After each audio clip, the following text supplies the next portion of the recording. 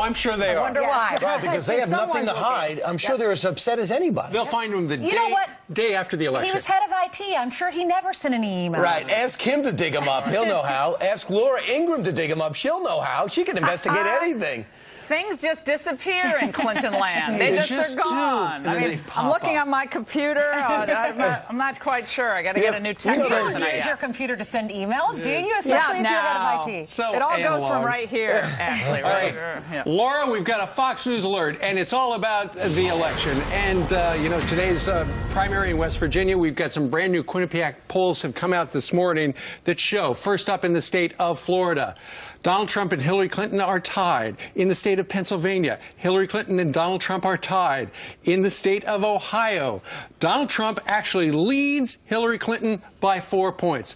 Now, wait a minute. The mainstream media narrative has been that she would clean his clock head-to-head, and yet in these must-win states, it's way too close.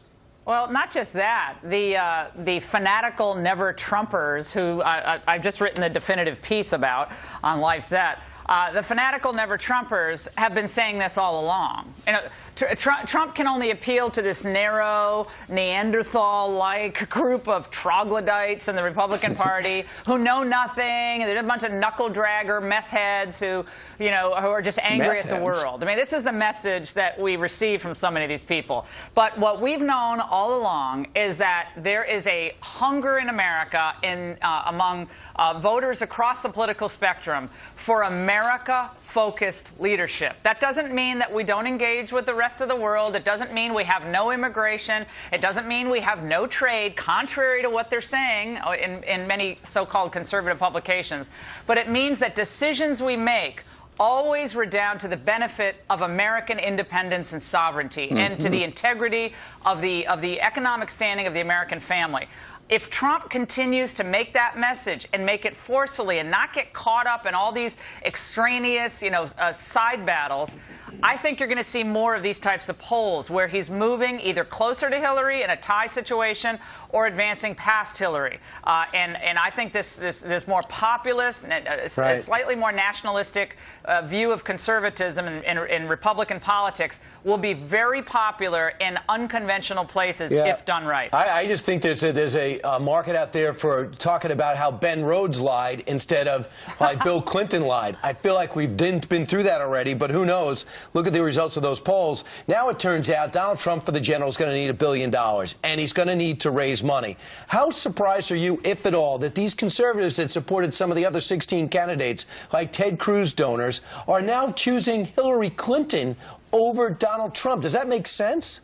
It makes perfect sense. These are establishment. These are fanatics for globalization. But how? They are more. Let me just finish. They are more fearful of the American electorate who is supporting Trump than they are of the rise of China, than they are of 2 or 3 new justices on the Supreme Court who will rule by judicial fiat. They're much more fearful of that than everything we know the Clintons will do to use the power of government against average, innocent Americans. So they're more fearful, just let me say this again, they're more fearful of the people watching Fox News, many of whom support Trump, than they are of what we know the Clintons will do. It doesn't make sense, though. Well, it makes sense, though, if what you value most is either American interventionism abroad or globalization policies here at home on trade, on immigration, and so forth. And again, these are people who say Trump's a vulgarian, Trump's not smart. Well, he was smart enough to beat Rubio, Bush, and all of the people who were bankrolled by people giving $100, $235 million to both of them. So thank you very much. And remember back at CPAC in 2015, I gave a speech that they were frustrated about and complaining about, where I said, well, maybe Bush and Hillary should just make this official and run on the same ticket. It'd be Clush 2016, because what difference does it make? And now we're seeing, kind of why I said that at the time. A lot of these Bushies think that Hillary is preferable to the guy who got what about tens of thousands of people to the well, remember, a lot of these people were for Cruz only because their first and second choices, Jeb and Rubio, went down in flames in their home state. A lot of them weren't for Cruz in the very beginning. Some of them were backing Cruz from the beginning. You have this billionaire, the hedge fund manager, James Simons, who gave $13 million of his dollars to Cruz when Cruz was out of the race. Now he's giving $2 million to Hillary Clinton because he says, this is what doesn't make sense to me, that he's saying Trump is not conservative enough, so yet he's giving money to Hillary. Well, she's the only conservative candidate. She's the only establishment-friendly candidate left in the race. So that's where the money goes. Hillary made hundreds of thousands of dollars giving speeches to the investment banks that these people do business with every day. Yeah, so, you're right. I mean, these people donate millions of dollars to the Clinton Foundation, including a lot of these Republicans. Sure. So they're all backslapping. They're giving each other awards. They're joking about how they're the brother of another mother, and they're all good friends. And the American people are seeing through this. And so I'm literally done with with obsessing at least about the Never Trumpers. We now see everybody's cards. They're all on the table. Yeah. I think that moment of clarity is very, very important for the American people. I'm glad we have it. Another moment of clarity. It looks like the White House has been lying to us. Listen to this from yesterday. You're kidding. I know. Shocking. Listen. There is no evidence that that ever occurred, and what I would encourage you and other critics of the deal to do is to look at the facts and to look at the results. We can verify them now, and the facts are clear.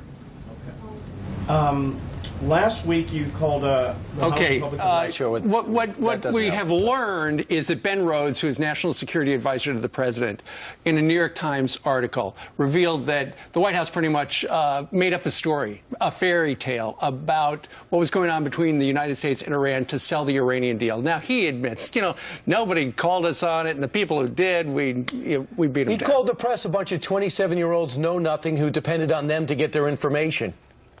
Right. Well, again, the same media types and the same writers today who are saying, "Oh, you didn't do enough due diligence on Trump. You didn't really hold Trump's feet to the fire." Right. They're going after Fox. They're going after everything.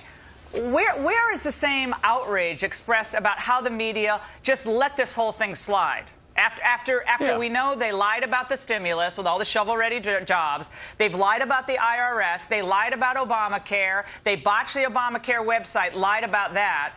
What haven't they lied about? They've lied about how well the economy is doing when we know it's flatlining. They've lied about issues on race. This has been like a nonstop lie-o-rama. And again, the people who are opposing Trump want more of the same with Hillary. I mean, at some point, this is the definition of insanity. You hope for a different result when you have the same person in charge. So it doesn't surprise me. And well, I mean, one thing they did, they actually edited out James Rosen's question. They questioned the validity of the meeting. 8 minutes of it. It's unbelievable. Well, it killed me. But remember, they were going after James Rosen not so long ago, the administration, right? Ainsley, you and Steve know this. This is what they do, and this is what they'll always do. The American electorate needs to be kept in the dark. And now they need to be told everything's okay. Jonathan Good said the stupidity of the American voter. Americans were stupid, right, during Obamacare. It's not just us saying it, it's the White House themselves. All right, Laura, thank you very much. Go do your radio show. Take care. Thank you. Good to see you. Good to see you guys. All right.